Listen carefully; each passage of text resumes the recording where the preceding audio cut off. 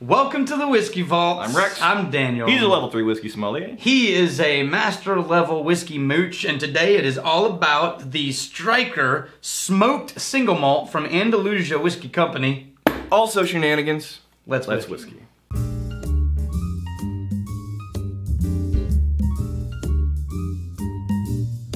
All right, today we're drinking a gift. Who's the gift from? The gift is from Lim Lewis. Lim Lewis, you magnificent bastard.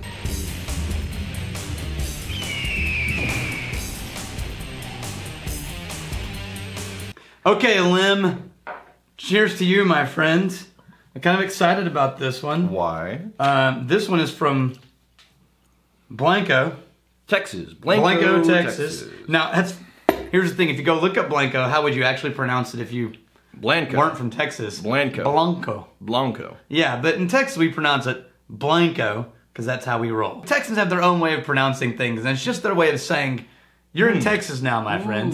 Ooh. This is interesting. Now, this is... I'm not in Texas. These guys are super cool. They actually started as employees at Real Ale. I'm in a weird-ass place. You ever had Real Ale in before? Scotland, yeah. Okay, so they started at Real Ale, and then they decided to separate and do their own thing, and they wanted to create a true whiskey tasting room experience hangout. So if you go to Blanco, they have an actual room, and they've got sofas and a library and games, and they started by making a spirit they call White Pearl, and then they started aging their own single malt. They are making true single malt, Scottish-style single malt, and they are actually smoking it with peat. Thank you. Not with mesquite. They're actually smoking this with peat. Thank you. And they have an unpeated version as well. Because I'm on the nose, I'm like, wait, I'm not in Texas. I'm in some weird-ass part of Scotland. Yeah, it does smell, to me it smells like an Island Scotch. Okay. Right, so I'm headed down the direction of... I would name 6 other whiskey-producing locations. Maybe a Legic I could get. The Legic? Really? You think I'm thinking Bellican. Bellican is much too intense. No, way too intense. Although there is a licorice note in there. Bellican might not be far off. Or Ballican. I'm trying to get under... Yeah, smell that. It's smokier. I'm trying to get under the peat smoke here. Because that was a surprising note to get from a Texas... I'm pretty excited about this, actually. Are they importing the peat? Ty Phelps and Tommy Irwin are the two guys. Yeah. So are they... Do you know if they're importing peat from Scotland? I have no idea. Okay. Actually, I didn't look at it. Because you're not getting Texas peat. If we like this, I'm going to send them the link to this. If we don't like it, I'm not gonna. That's how... I'm going to hope they never find us. That's how the reviews work. We give our honest opinions. Yeah. And if it just so happens that we like it, we'll give the distillery a heads up. Hey, we liked it. Hey, we liked it. If we didn't like it. Because here's the thing. I had somebody ask this, because I think it's in one of the comments somewhere. Yeah. So we'll have to skip it when we get to it. But I hate reviewing stuff I dislike. It just makes me feel bad as a person. Yeah. Right? Because I just like taking someone's life work and then just shitting all over it. No, here's why I don't feel bad. One, well, you're just a weird person. I'm a sociopath. Wow. That's quite the admission. No. I'm not always really good at it. I'm not consistent at it. But whenever I don't like something, I do try and imagine, and I think you do too sometimes. Who would? Who would like this? Because oh my God. Taste is so... Taste that whiskey. Yeah. That is the smoothest mix of smoke and whiskey I've tasted in an American single malt in a long time. Usually when you get an American single malt, you'll get the smoke standing all by itself over here trying to kill you, right? And then the sweet whiskey standing over here, and they sort of fight with each other. Right. Right? This one, it feels like this one entity that's a slightly smoky, sweet whiskey, and it's just one big cohesive thing. That is kind of really great. That is interesting. It really is. It's gonna fall away from being one of my favorites only because it lacks the butterscotch that I really love in a smoky single. Well, hold on, because I am really, really digging this. Oh, no. And I do like it. And do you think the reason why you're missing the butterscotch is because you have been so trained by going back to those whiskeys that you know you like time and time again, getting the butterscotch note. No, I'll tell you why. And in your head, you're like, oh, I gotta have the butterscotch for me to love it. No, I'll tell you why. Because there's most of the American single malts I fall in love with don't have butterscotch except for Balcones. But here's why. It smelled so much like a true scotch that my brain looked for the butterscotch and then didn't find it. So I think I'm less disappointed about not having butterscotch and more just that the smell was so true to a single malt from Scotland that my brain looked for something that wasn't there when I tasted it. And so I was left a little disappointed, not because of the quality of the whiskey, but just because it wasn't when it was like, wow, I got misled slightly on the smell, which I think is a pretty remarkable achievement. So the reason why I think I'm excited about this is because based on the smell, you're right. It's like, oh, this is reminiscent of things that I have liked many, many, many times in the past. And then I get into the taste. It's like, oh, I can't stop drinking it. You can't. And there's so good. There's like, 70-80% of the stuff. It's similar. It's familiar. It's comfortable. I really like it. But there's this other 20 to 30%. It's like, oh, this is new and unique and interesting and not off-putting, because so often something will be new and different and unique, but it's not really enjoyable. This is really enjoyable. There's only one other whiskey in the history of American single malts that I've tried that made me think this tastes like Texas. This is one of my all-time favorite Texas single malts, and just in general, I think they do an amazing job. Ranger Creek. Ranger Creek Rimfire. They're using a mesquite smoked malt. I think I'm gonna like this better than a mesquite smoke. I think so too, and that's why I'm pouring it. Right. So that because I remember falling in love with this, and this is like $50 for a half bottle. This isn't overbearing. No, this is subtle and wonderful. Usually mesquite just goes way too far, way too quickly. So here's the thing. This provided that caramel note that Andalusia was missing. Holy shit, Texas. You're bringing it, man. I'm telling you, man. Wow. Side by side, we have, and if I had Balcones up here, we'd have the trifecta. Yes.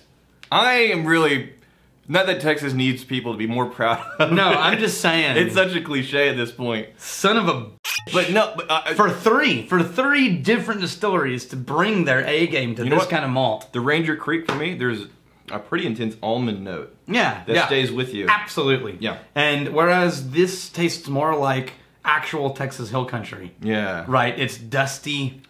It's got earth. Right. It's got that kind of hilltop tree cover of cedar trees that you wish you could get rid of in January. Sure.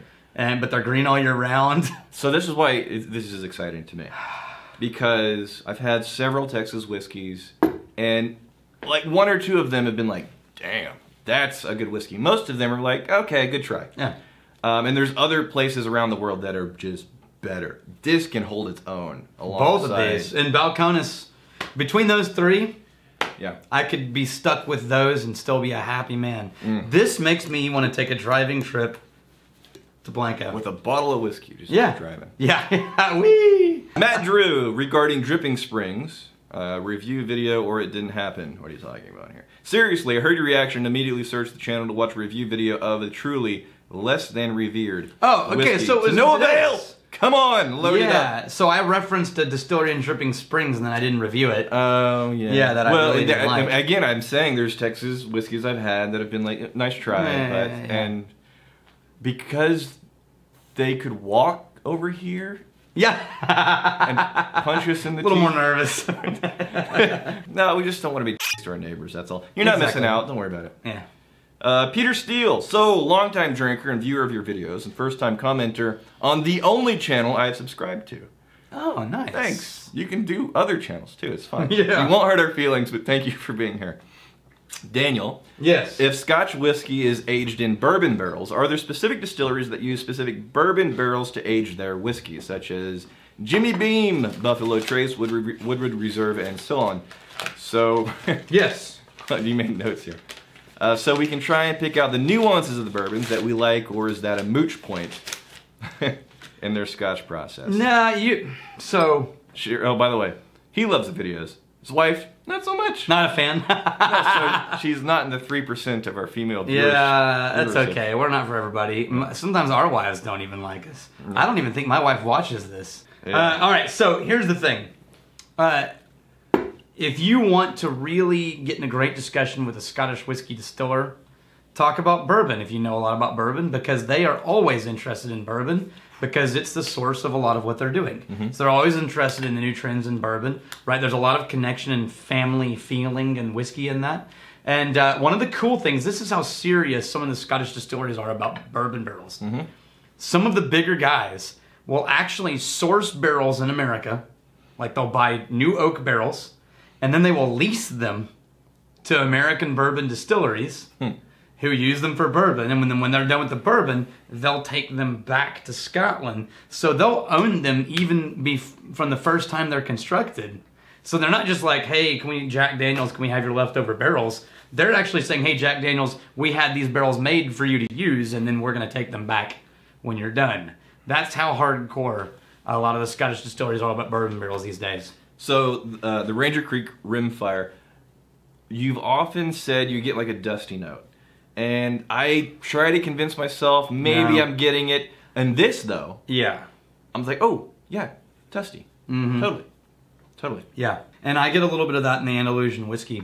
Although coming back to the Stryker, no, I get it. It's sweeter now. For me, the dusty note evolves into the almond note that stays with you. Yeah, I get that. So think of it as an actual, like a dried almond, like roasted almonds. Like if you go to, Whole Foods or something and buy those bulk roasted almonds. Kai and Tommy, you kicked ass. Yes, well done. And well played, my friends. Liam Rockford, he gave us it was a Scotch rinse. Oh, Liam. So Liam was the one Chef Liam, by the way. Ooh. We really should just call him Chef, because if you're a true chef, people refer to you as chef, doctor. We have a surprising number of chefs and bartenders watching. Yes, we do. Katie also. Yeah. And yeah, hell yes. And we have a lot of people working in stores who are. So thank you guys, and send us some of your budget whiskey. We're gonna put no, Chef Liam put up a recipe. We're gonna put it in the comments. Ages ago that we neglected. Yeah. Sorry, Liam. Okay, so Chef Liam, what is his recipe for a cocktail? That is a Scotch rinsed cocktail. There you go. We'll put it on the screen too. Okay, 1.5 ounces of bourbon. 0.75 ounces of Oloroso sherry. Wow, really? 0.75 ounces lemon. Man, sherry and lemon, that freaks me out a little bit. 0.5 Demerara syrup. Demerara, it's basically a simple syrup. It's sugar water. 1-to-1 ratio, sugar to water. Yeah. Okay. And Lafroig rinsed Glencairn glass. Okay, so get a Glencairn, take Lafroig, put it in there, swish it around, drink all the Lafroig, and then pour this mixture into it. Now, Chef, you're going to have to, in the comments, tell us which bourbon you recommend. Because, man, just saying bourbon, that's kind of broad. Right, so tell us the bourbon you found was good with it. And if anybody tries this and makes it, tell us what bourbon you used and how you felt about it. Are you going to try it and make it? Yeah. I mean... For me? Yes. For me? For you. Yeah. All right, let's do our toast. Are you ready? Yes. Here's to cheating, fighting, stealing, and drinking. If you cheat, may you cheat death. If you fight, may you fight for a friend. If you steal, may you steal a lover's heart. And if you drink, may you drink with us. Cheers. Hey, thanks for hanging out with us in the Whiskey Vault.